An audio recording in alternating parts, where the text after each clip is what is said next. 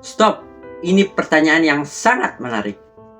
Mengapa guru di negara maju lebih khawatir jika anak muridnya tidak bisa mengantri ketimbang tidak bisa menyelesaikan matematika?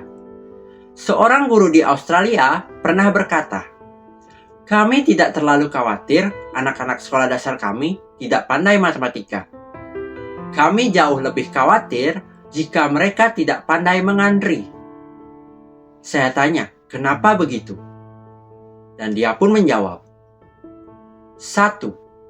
Karena kita hanya perlu melatih anak 3 bulan saja secara intensif untuk bisa matematika. Sementara kita perlu melatih anak hingga 12 tahun atau lebih bahkan untuk bisa mengantri dan selalu ingat pelajaran di balik proses mengantri tersebut. Yang kedua, karena tidak semua anak kelak menggunakan ilmu matematika, kecuali tambah, kali, kurang, dan bagi. Sebagian mereka akan menjadi penari, menjadi atlet, menjadi musisi, dan lain-lain. Yang ketiga, karena semua anak sekolah pasti lebih membutuhkan pelajaran etika, moral, dan ilmu berbagi dengan orang lain saat dewasa kelak.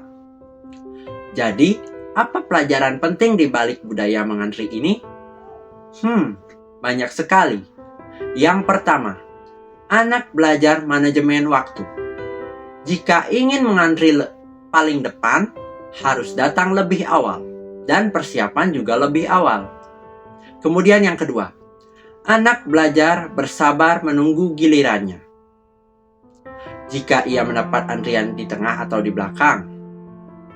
Kemudian yang ketiga, anak belajar menghormati hak orang lain. Yang datang lebih awal akan mendapatkan giliran yang lebih awal. Kemudian yang keempat, anak belajar disiplin setara tidak menyerobot hak orang lain. Kemudian yang kelima, anak belajar kreatif untuk memikirkan kegiatan apa yang bisa dilakukan untuk mengatasi kebosanan saat mengantri. Kalau di Jepang biasanya orang akan membaca buku saat mengantri. Kemudian yang keenam, anak bisa belajar bersosialisasi, menyapa, dan berkomunikasi dengan orang lain yang ada di dalam antrian.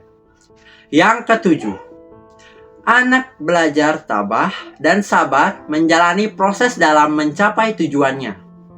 Yang kedelapan, anak belajar hukum sebab akibat, bahwa jika dia datang terlambat, maka konsekuensinya antriannya di belakang. Yang kesembilan, anak belajar disiplin, teratur, dan menghargai orang lain.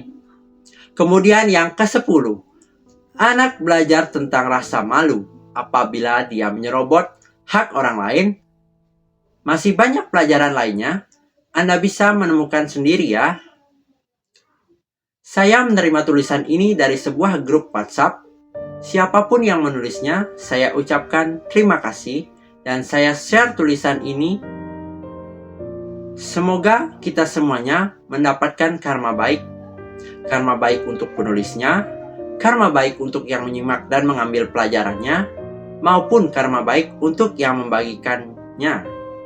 Sehingga materi ini makin luas dan mencerahkan banyak orang. Sekian dan terima kasih.